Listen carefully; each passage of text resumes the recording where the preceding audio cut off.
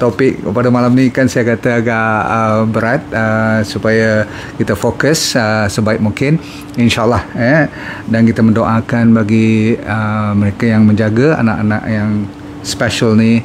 Anda banyak bersabar dan kita teruskan belajar apa lagi yang boleh kita lakukan, dan insyaAllah kita akan improve the whole situation. Tujuan saya ialah untuk menceritakan, nombor satu, ada lebih kurang 1/68 kat Malaysia ni yang ada masalah autisma. 1/68, lebih kurang 9,000 rakyat Malaysia setiap tahun dilahirkan dengan diagnosis autisma ataupun autism spectrum disorder. Dia ada range dia daripada yang mild ke serius, betul-betul serius. Tapi yang penting malam ni saya nak lebih fokus kepada delayed speech.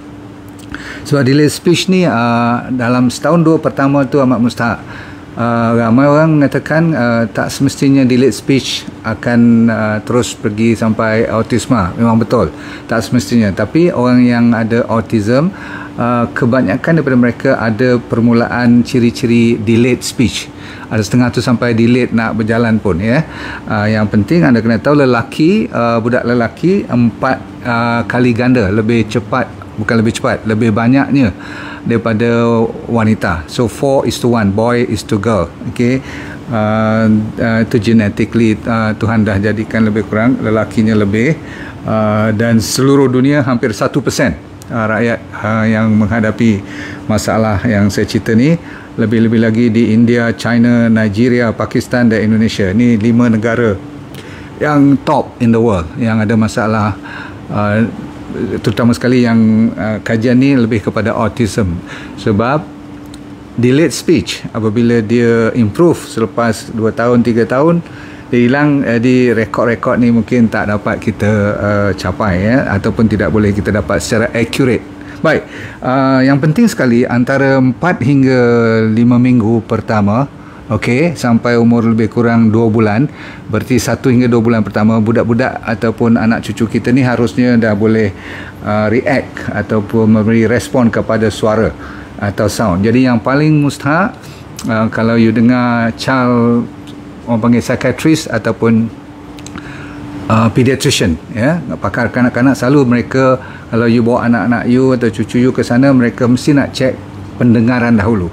So hearing is the number one yang orang kena check dahulu. Sebab awal-awal lagi daripada dilahirkan sampai umur 2-3 bulan tu, dia punya hearing tu must be checked properly. Sebab tu doktor selalu check awal-awal lagi, betul tak? Lepas tu kita tengok pada umur lebih kurang 2 bulan hingga 4 bulan, fasa kedua tu, dari reaksinya kepada permainan, kepada mata, maksudnya pada orang lah, dia dengan mak dia semua tu, di reaksi dia very very good. So ini antara yang normal. Lepas tu dia suka babble. Tahu babble? Babbling ni dia cakap bunyi macam tu, dia bunyi je. So jadi babbling ni tak ada makna apa-apa, tapi bunyi-bunyi tu dia keluarkan suara antara 7-8 bulan hingga lebih kurang 10 bulan. Masa ni dia dah boleh duduk, dia dah boleh merangkak, dia boleh buat macam-macam juga dah. Setengah budak masuk 11-12 bulan tu dah boleh berdiri, ada setengah tu dah boleh berjalan pun, betul? Baik, satu perkataan, ni dia yang mula malam ni. I rasa ramai yang menunggu ni nak dengar bila dia first word, orang panggil apa, perkataan pertama, adalah antara umur 1 tahun hingga ke 21 bulan. Dia orang ni suka tulis bulan-bulan. Saya suka bagi you faham dalam bentuk tahun. Lebih kurang setahun hingga paling-paling nak masuk 1 tahun 8 bulan lah, nak masuk 2 tahun. Dia harus paling lambat, kira 2 tahun tu paling lambat. Mesti ada satu perkataan yang dah dia keluar dan bermakna, dan dia tahu, walaupun dia panggil ma ke, pa ke, dada ke, atau dia panggil papa ke, apa-apa pun, tapi dia dah tahu yang ni maksudnya mama ataupun mami, ataupun yang ni maksudnya daddy ataupun papa ataupun yah. Dia tak panggil yah kot, tetapi selalunya sebab tu orang nak ajar anak dia panggil mama, papa tu perkataan yang simple-simple. Sebab dia kena satu perkataan yang pertama yang bermakna, maksudnya dia faham. Bila dia panggil papa, dia tak tengok ke dinding ataupun dia tak tengok ke bumbung. Faham? Right. Nombor 2, bila peringkat seterusnya 2 atau 3 perkataan. Saya ulang, 2 atau 3 perkataan dalam hampir umur dia nak masuk 1 tahun 8 bulan, nak masuk 1 tahun 7 bulan tu, nak masuk 2 tahun lah katakan, dia harusnya, senang ingat lah, kalau 2 tahun tu harusnya dah ada 2 perkataan. Nak masuk lebih pada 2 tahun tu dia dah masuk nak masuk 3 perkataan. Faham? Dan perkataan ni pun bermakna. Okey, nak makan, okey, macam nak susu ataupun nak toy. Okey, so dia tunjuk ataupun dia bagi tahu ada 2 perkataan yang dia dah faham dan dia communicate dan orang yang dengar pun faham. Okey, kadang-kadang dia pelat. Tahu pelat bila masuk umur 3 tahun tu dia pelat, dia nak cucu padahal dia nak susu. Macam cucu saya yang pertama dulu basikal dia sebutnya badabe. Mana datang basikal jadi badabe kita tak tahulah. Ada seorang cucu saya tu panggil saya Okwan. Dia tak panggil Tok Wan, Okwan, sebab dia tak boleh sebut T. Ada setengah tu tak boleh sebut L. Faham tak? Masa kecil-kecil 3-4 tahun pun tak ada masalah. Cuma you tak boleh lah buat pelat macam dia orang pula, ikut baby talk pula sama macam dia orang, betul tak? Sayang, you kena sebut sayang betul, walaupun dia kata sayang ke apa, you kena sebut sayang. Ini permulaan saya bagi tahu pada you kenapa kadang-kadang bila kita pun bukan mengejek, kita pun macam seronok ikut macam dia cakap juga, susah. Okey, dia nak improve nanti. Okay, itu adalah dari segi improvement dari semasa ke semasa. Bila dia masuk ke 4 tahun selalunya dia dah boleh hingga buat 1 ayat pun. Maksudnya tadi pun boleh buat ayat dah, nak pergi makan ataupun nak ambil toy, betul tak? I want ice cream or I want to play. Nampak tu? I want to play. Berapa? Dah 4 perkataan, betul? Itu contohnya kalau dah 4 tahun lah. Kalau sepatutnya itu minimum. Ada orang dia kata kalau sampai 2 tahun budak ni dah boleh cakap sampai 40 perkataan, semua dah faham 40-50 tu, tak salah, tak usah bimbang. Kalau dapat 5-10 pun, kalau 2 tahun pertama pun Alhamdulillah, walaupun dia tak sebut semua perkataan tapi dia faham lagi 5-10 perkataan. Contoh kata, so come here, he will come here. Go there ataupun let's play, faham tak? Let's go swimming ataupun mandi, dia faham. Walaupun dia tak sebut bathing, atau dia tak sebut mandi, faham tak faham? Jadi ada yang ekspresif yang boleh dia keluarkan, ada yang dia tak ekspresif, non-verbal, tapi dia faham. Jadi cukup kalau you dapat anak-anak you atau cucu you macam ni, you bertenang. Okay, walaupun dia lambat, online sampai 2-30 perkataan boleh cakap, anak you 2 tahun masih lagi baru tak sampai 1-2 perkataan, tapi dia dah boleh cakap dan dia boleh respon dengan fahaman-fahaman yang tanpa dia bercakap pun. Faham? Okey, baik. Yang penting ialah saya kata lagi sekali, make sure you pergi jumpa child psychiatrist kalau you risau tentang autism. Sekejap lagi saya bagi tahu tentang ciri-ciri autism yang you perlu ambil perhatian. Tak semestinya kita pandai semua ataupun tahu semua, sebab terutama sekali kalau anak anda yang pertama dan anda sendiri tidak berpengalaman dan tak pernah tengok pesakit ataupun anak-anak orang lain, adik-beradik mungkin tak ada. Kalau ada, you dah pernah tengok kan, ada, you boleh buat perbandingan betul tak betul sekian umur. Walau bagaimanapun perbandingan tak akan sama, dia tak akan budak ni 2 tahun boleh cakap 3 atau 2 perkataan, budak ni tak, lain orang, lain dia punya development.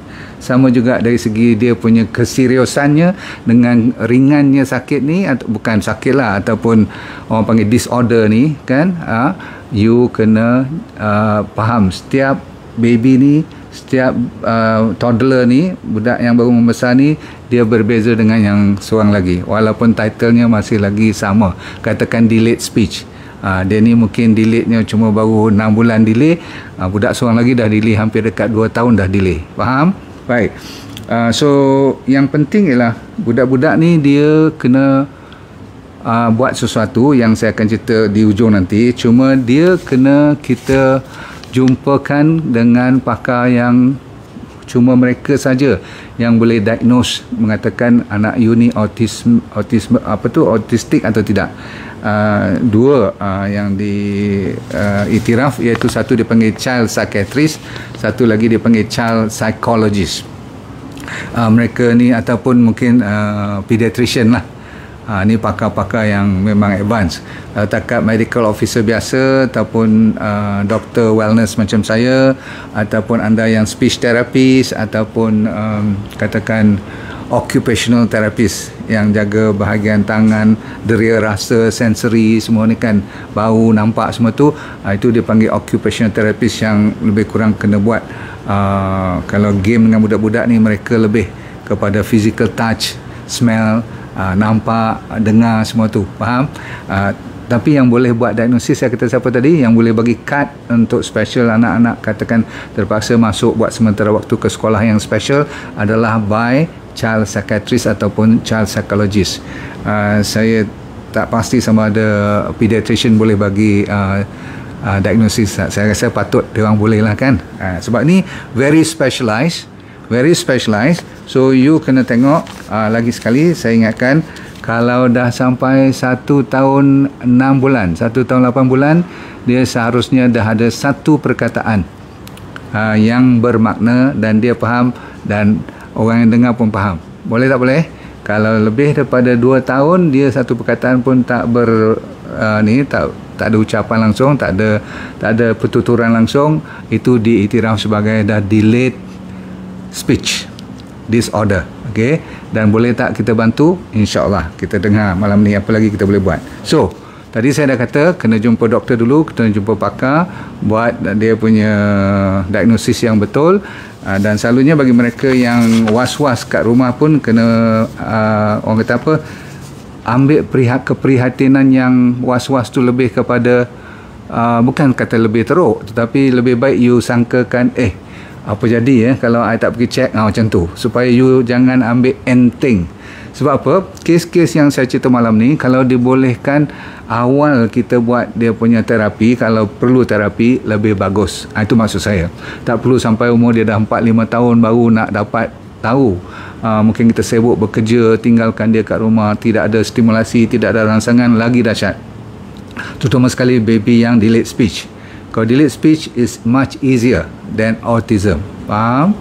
Okey, baik. Autism pula ada 3 kriteria ataupun 3 bahagian yang you kena check dan kena was-was atau kena sanksi. Kalau awal-awal lagi dah nampak pada umur 2-3 tahun pun you dah confirm nampak lain daripada biasa, dan kadang-kadang dia boleh cakap tahun pertama 1 perkataan 2 perkataan babble pun, tapi bila nak masuk 2 tahun dia hilang.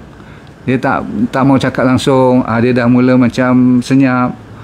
Itu salah satu daripada you kena check sama ada dia masuk ke arah autisma. Faham tak faham? Dia dah bercakap dulu, tapi lepas tu dia hilang. Bukanlah bercakap banyak, 1-2 perkataan lah yang sepatutnya dah normal dah, tapi dia hilang pula lepas pada tu. Dia jadi bahasanya, speechnya terlalu senyap dan delay, dan dia tak boleh minta, dia tak boleh orang kata apa, menyesuaikan dengan arahan daripada ibu bapa pun tak boleh. Lepas tu dia tak pandai lah, maksudnya you rasa macam dia lagi satu, bila dah 2 tahun 3 tahun tu behavior dia maksudnya tingkah laku dia pula you nampak macam pelik sikit.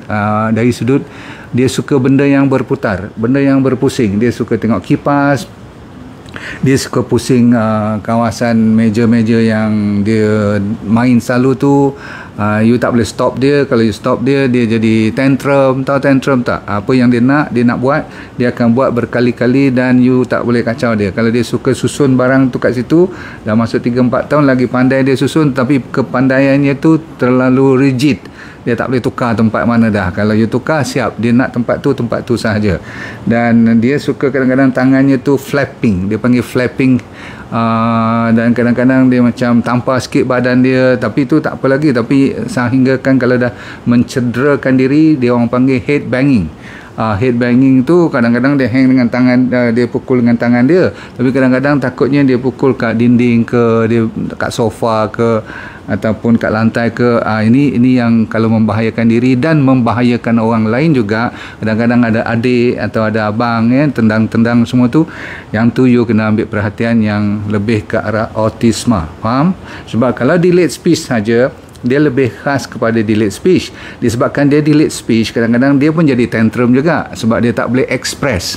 budak yang tak boleh, dia nak cakap tapi dia tak tahu, dia tak faham nak kata, nak guna perkataan apa, dia tidak cukup vocabulary, yang tu menyebabkan dia throw tantrum. Itu budak yang delayed speech. Okey, masih lagi under control. Tapi yang saya kata autisma ni sampai dia hyperaktif dan dia buat benda-benda yang dia berlari tanpa sebab.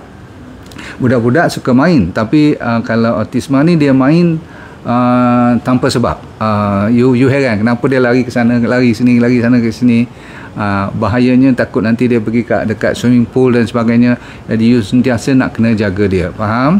Okey. Dan socially, kalau dia dah besar sikit, patutnya 2-3 tahun tu dah suka berkawan, nak masuk 4 tahun lagi suka berkawan. Tapi dia kalau you hantar tempat-tempat yang ada sepupu dia ke ataupun kawan-kawan datang rumah ke, dia tidak akan join ataupun dia akan buat bising. Itu lain pula. Okay? Selalunya dia socially dia tak akan join. Okay? Dia lebih suka bersendirian.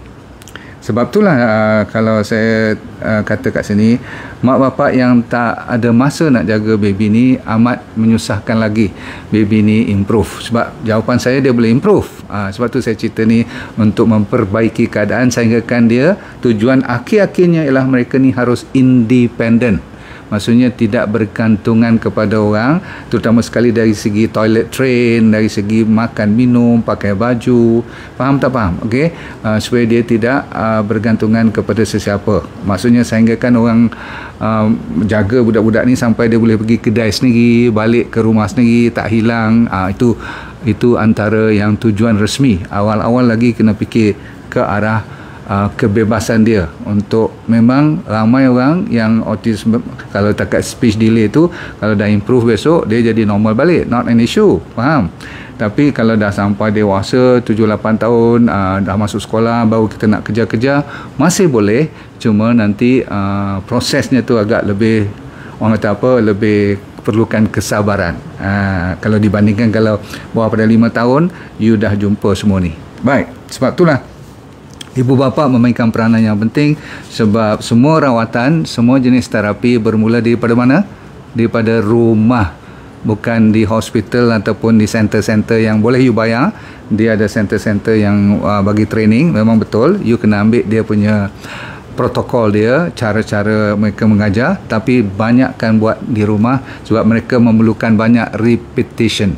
Maksudnya kena istiqomah buat setiap hari. Baik. Itu secara ringkas saya bagi tahu antara perbezaannya supaya you dapat faham, membezakan antara speech delay sahaja kalau dibandingkan dengan autisma. Semua boleh tangkap ni cerita saya? Boleh Alhamdulillah. Baik, sekarang apa yang kita perlu buat, fokusnya kepada mereka yang speech delay. Malam ni kita ada masa cuma untuk speech delay. Kalau nak cerita pasal autisma tu lagi satu topik yang besar. Tapi cukup dulu kalau you dapat membezakan antara autisma dengan speech delay sahaja. Saya ulang lagi sekali, budak yang ada autisma memang speech delay tu sebahagian daripada dia punya ciri, ataupun delay in other things like walking, social interaction semua. Tapi kalau speech delay punya baby sahaja, dia lebih fokus kepada bahasa dan fahaman dan cara dia berinteraksi. Itu yang lebih you kena fokus. Jadi dua-dua kes ni sebenarnya, terutama sekali mereka yang risau sangat ni, cuba cek balik, you buat tak perkara-perkara yang saya cerita ni. Kalau you buat perkara cerita-cerita ni, you kena elakkan supaya baby you improve. Bukanlah dalam masa sehari dua, tetapi dalam seminggu dua dah boleh nampak perbezaan. Saya ulang, dalam seminggu dua, dengan syarat you rajin lah.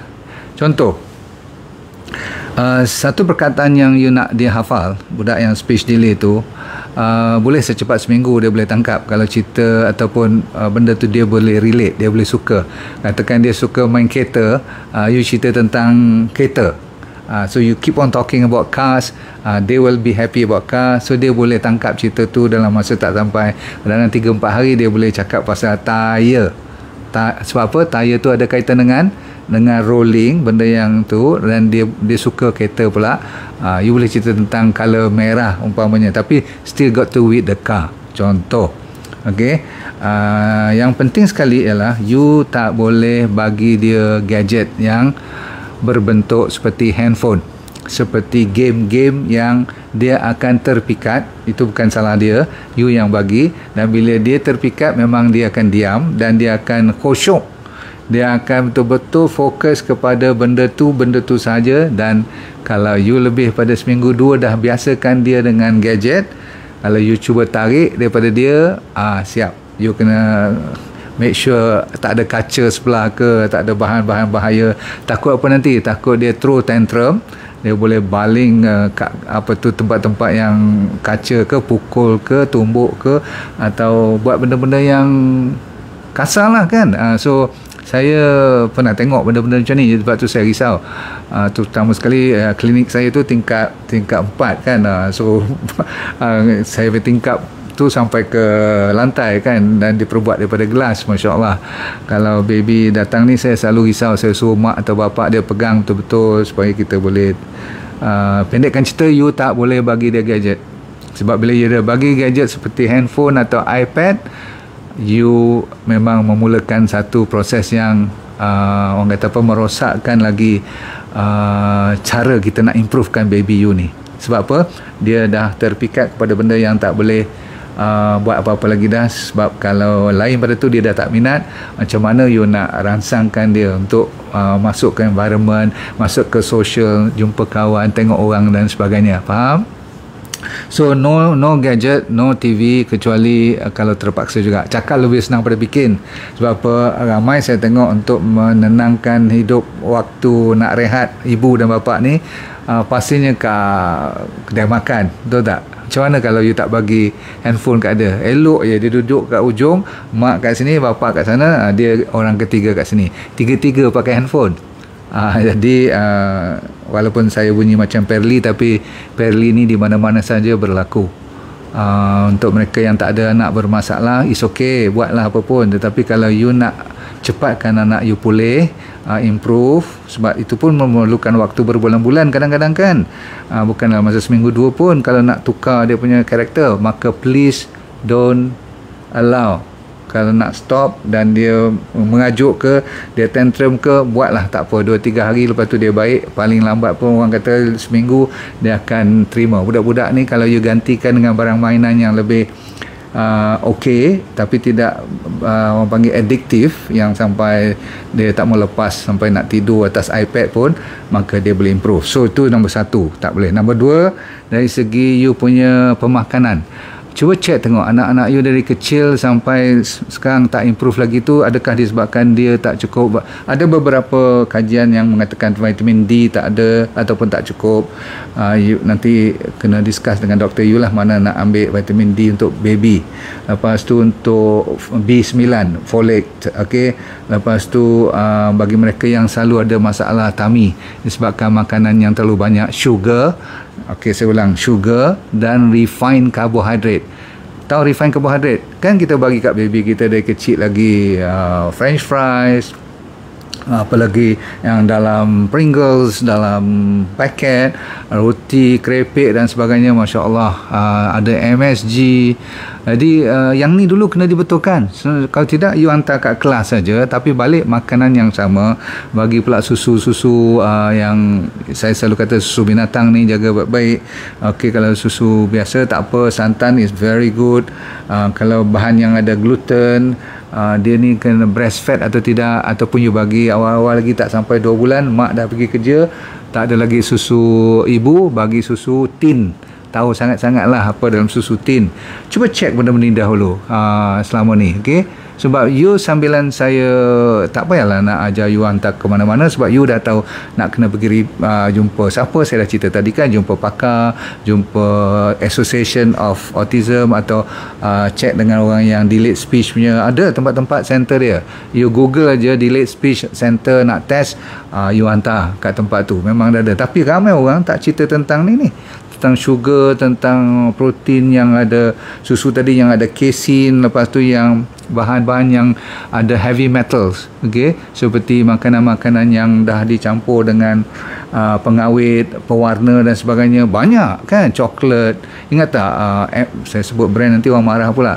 Inilah dia antara penyebab-penyebab yang orang tak tahu. Bila kuat dengan sugar, kuat dengan refined carbohydrate, anda punya B12, B6, B1, B3. Ini 4B ni adalah antara yang penyebab utama kenapa baby tak boleh fokus, tak boleh ingat, dan dia kadang-kadang depressed. Faham tu? Yang especially yang ada autism tu lagi kena jaga yang saya cerita ni. So tingkatkan balik you punya minyak-minyak yang baik-baik seperti minyak kelapa, santan. Bagi dia lebih tak apa, minyak kelapa sawit, minyak olive oil, minyak sacha inchi oil, semua tu boleh. Bagi sikit-sikit lah kalau baby tu baru bawah pada 2 tahun. Tapi kalau atas pada 2-3 tahun tu no problem. Mereka tu seharusnya tinggi dengan bahan-bahan yang orang panggil medium chain triglyceride. Ni seperti minyak, saya kata apa tadi, minyak kelapa sawit, Lorix yang saya buat tu untuk baby, untuk spray kan dalam mulut dia orang tu. Kenapa? Sebab tu dulu minyak ikan terlalu laku. Sekarang tak apa laku sebab dia orang banyak sangat pengawet dan penyedap.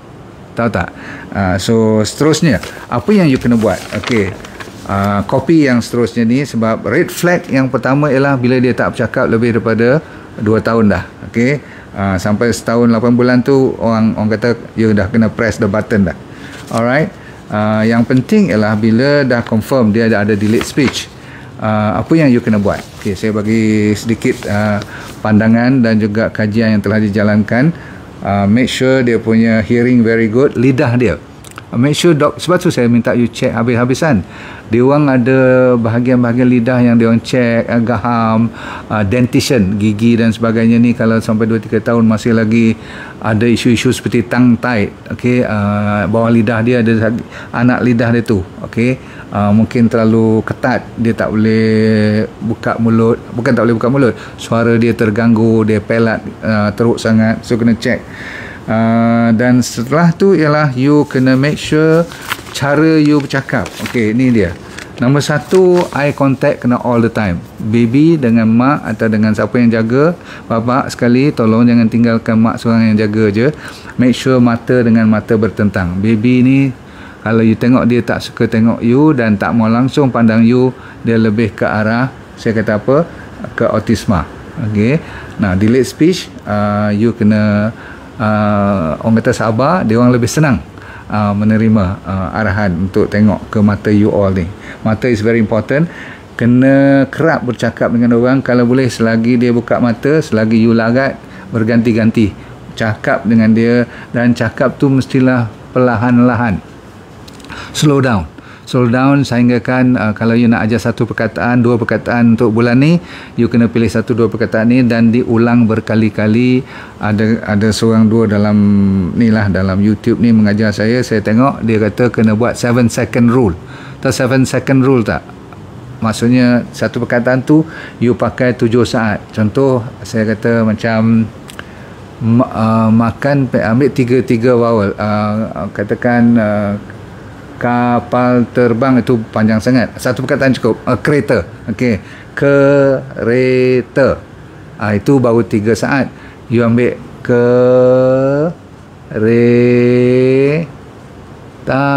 macam tu lebih kurang katakan 5 saat.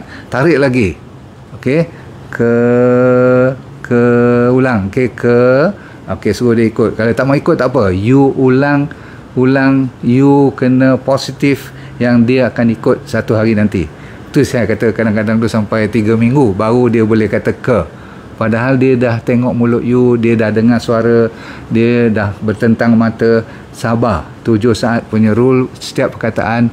Lama-kelamaan tak payah 7 seconds, 5 second dia dah boleh ikut. Bila dia dah besar, dah dapat 2-30 perkataan, insya-Allah. Faham tak faham?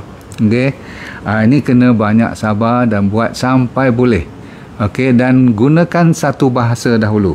Saya ulang. Sampai dia boleh bercakap lebih daripada yang sepatutnya, yang you dah rasa puas, baru ambil bahasa lain. Faham tak faham? Kalau you nak mula dengan English, kalau nak mula dengan bahasa Melayu. Okey, sebab apa? Takut dia nanti confuse. Dan dia sendiri akan bagi tahu, macam dia akan tell you which bahasa yang dia lebih minat. Kadang-kadang you cakap English, dia tak apa minat. Bahasa Melayu baru dia macam nak. Tapi ramai zaman moden ni lebih kepada nak English pula daripada bahasa Melayu. Tak kisah, jangan peduli orang nak kata apa, you just do your part, asalkan anak you faham bahasa you cakap dan dia cakap pun you faham, sekurang-kurangnya arahan you bagi pun nanti dia faham, it's okay. So speak slowly. Jom makan, katakan jom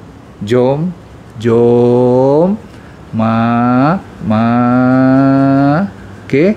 Kadang-kadang kalau dia pandai tu dia sambungkan, tu dia panggil word expansion. Kita nak tambah lagi perkataan, vocabulary dia, suruh dia mula-mula dengan yang dia biasa dengar, suruh dia tak lupa katakan makan, mandi, so dia tahu yang dia biasa. Jadi anda kena selalu puji dia dan kena selalu raikan dia, walaupun sedikit dia boleh. Kalau dia kata ma, lepas tu you kata ma, dia kata kan, you kena peluk dia, you kena sayang dia, kena bagus. Bagi dia tu macam dia dah dapat first prize lah. Faham tak? Walaupun umur dia dah dekat 2 tahun lebih dah, okey. Dia baru belajar nak masuk 2 perkataan. Sepatutnya okey lah tu, 2 tahun 2 perkataan kan. Tapi anda kena tahu betapa susahnya dia nak masuk 2 tahun lebih, orang lain dah dekat 10 perkataan. Contoh, jangan nak banding dengan orang lain lagi dah, asalkan you dah tahu anak you perlukan bantuan. Baik, lepas tu pilih mainan yang dia suka, gantikan dengan gadget-gadget tadi. Panjangkan, selalunya jangan nak pendekkan perbualan you. Selagi mana dia berminat, you sambung sampai dia nak rehat. Okey, you rehat sebentar. Lepas tu bila dia free lagi, you kena bertungkus lumus. That means talk as long as you can and speak to him. Make sure. Lepas tu saya kata lagi sekali, jangan banding lagi dah, sebab you dah confirm anak you delayed speech. Katakan you just focus and compare dia bukan dengan anak orang lain, compare dengan dia semalam atau dia bulan lepas. Kalau bulan lepas dia nak kata makan pun lambat, sekarang you kena lajukan makan. Kalau dia kata macan, dia pelat, no problem, you jangan pelat. Okey, sambung. You kena beri peluang anak tu minta. You jangan buat semua siap-siap kat dia, nanti sampaikan dia tak perlu fikir lagi dah, dan tak perlu dia minta apa-apa, tak payah bersuara, dia dah tahu susu dia. Dia kata cucu, tak kata pun lagi dah. Pasal apa? Dia dah tahu susu dia di ujung meja ni, kat corner ni, hari-hari you letak kat situ. Don't. You kena biarkan dia nak benda tu, dia kena minta. Bukanlah sampai dia susah, sampai dia sengsara, tidak. Tapi tujuannya apa? Untuk dia express himself. Is that clear? Yang ni sampaikan kalau dia nak pegang susu tu, biar tempat tu tinggi sikit, dia tak capai. Sikit lagi dia nampak, tapi dia kena minta tolong pada you. Bila dia minta tolong tu, you kena kata, baby nak apa? Nak susu. So suruh dia kata nak susu. Is that clear? Nak apa? Nak susu. Baru bagi kat dia. Lepas tu mungkin 2 bulan lagi you kata baby nak susu. Okey, sebutlah nama dia. Katakan Tan ke apa ke. Saya dulu orang panggil Atan. Tok saya panggil Atan. Atan nak susu. Sebutlah nama dia. Baby nak susu. Okey, faham tu? Dah nak masuk 3 tahun semua tu, ajar semua tu. Ataupun nak apple, nak makan apa, silakan. Okey, repeat and make sure. Saya kata apa? Cakap dengan jelas, suara tu tak payah jerit-jerit, tak payah pula bisik-bisik, biar dia boleh dengar macam saya cakap dengan you all ni. Baik. Lepas tu ada cara-cara yang macam susah, tapi sebenarnya dia boleh dapat benda tu.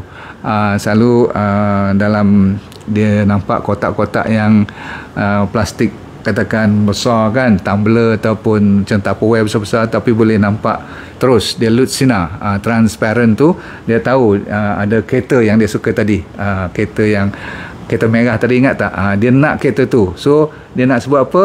I want car, ataupun nak car, dia sebut car pun tak apa, nak car. Okay, nak car, so you sebut kat dia I want car, lepas tu you bagi.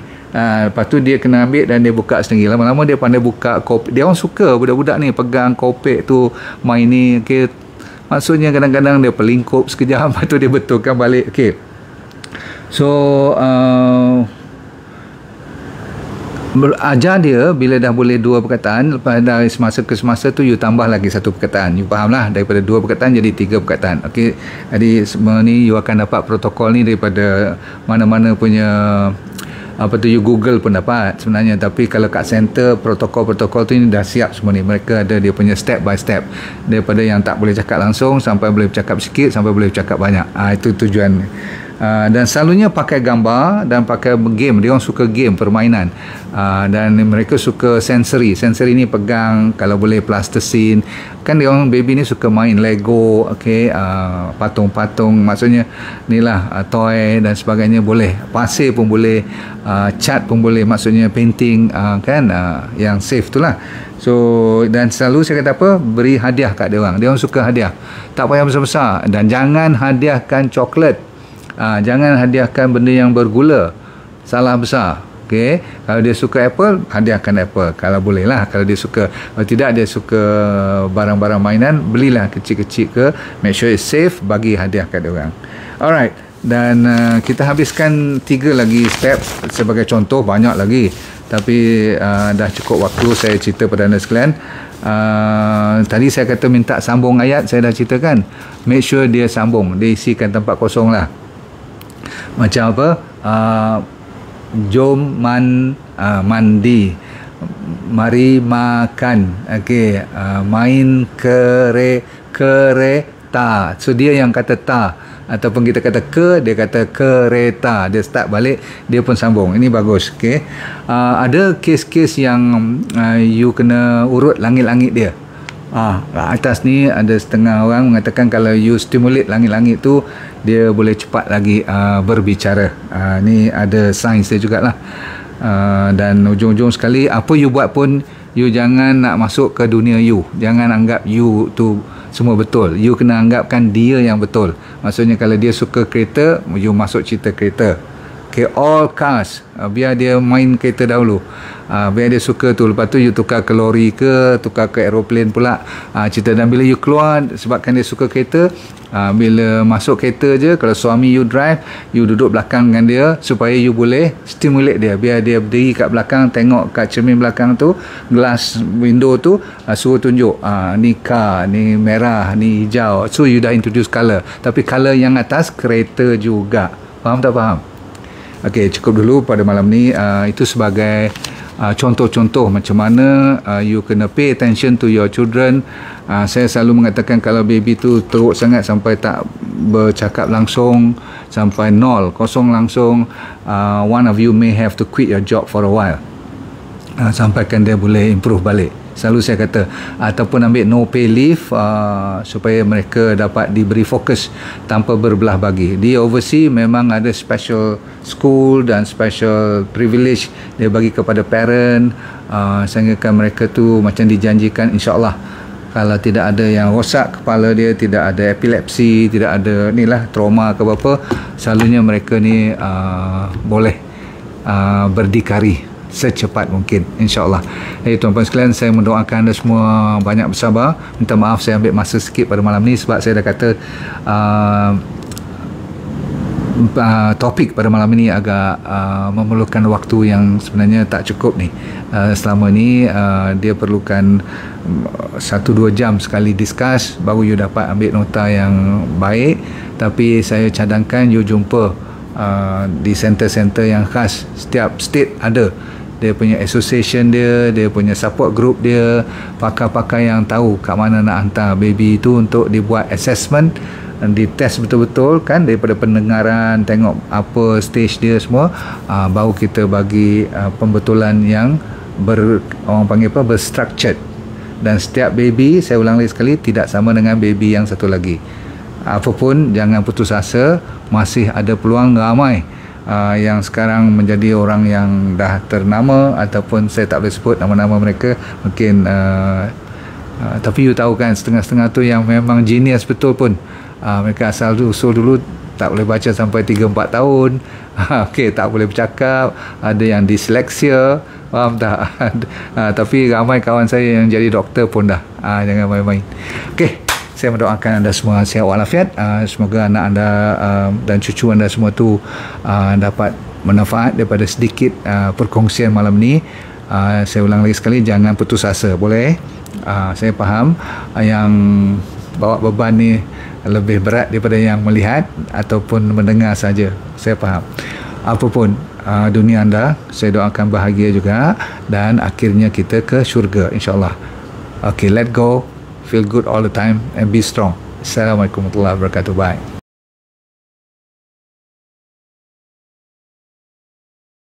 Assalamualaikum warahmatullahi wabarakatuh. Nama saya Dr. Nurdin Darus. Dulu pernah bekerja di Majlis Sukan Negara, Jabatan Psikiatri di University Hospital, dan lepas tu saya buat corporate program. Tapi Tuhan bagi rezeki kat saya untuk kena kanser pada 2001. Bukanlah seronok tetapi pengalaman. Kali kedua saya kena relapse pada 2012. Di pengalaman tu saya nak share dengan anda, kalau anda bermasalah berpenyakit ataupun sama ada dari segi fizikal ke mental, tak jadi hal, asalkan you nak merubah hidup you. Dan bagi mereka yang belum sakit pun paling mustahak untuk mempertahankan, menghindar daripada kena sakit. Tapi insyaAllah dalam program yang dinamakan DND Well for Life 90 Day Challenge, maksudnya 90 hari pencabaran ni untuk meningkatkan kesejahteraan dan kesihatan hidup anda. Mau tak? Okey, apa yang dia akan dapat dalam program tu, nanti kita akan ajar teknik-teknik macam mana nak menyelesaikan masalah penyakit dulu secara alami. Kita fokus kepada penyakit yang serius dulu, kanser lah, diabetes, high blood pressure, kolesterol, jantung, untuk autoimun terutama sekali, arthritis, gout, masalah hormon dan sebagainya. Yang penting ialah kalau anda bermasalah emosi pun boleh kita tolong bantu. Yang penting sekali ialah teknik tu. Kita kena bagi kat you dalam masa 90 hari ni, seminggu demi seminggu, saya semacam coach you, iaitu teknik macam 7 day living, teknik 7 prinsip macam mana orang boleh sihat walafiat sepanjang hayat. Kita kena belajar. Orang Okinawa daripada Jepun, apa yang dimaksudkan dengan ikigai, saya akan ajar juga macam mana nak cari hala tujuan hidup. Ramai orang stres sangat sekarang ni, dan kita sediakan doktor-doktor juga untuk bersama bantu you supaya kita semua boleh sama membantu menjadi sihat walafiat, merubah daripada sekarang kepada benda-benda ataupun ilmu yang baru untuk menyihatkan body secara mental dan fizikal. Okey.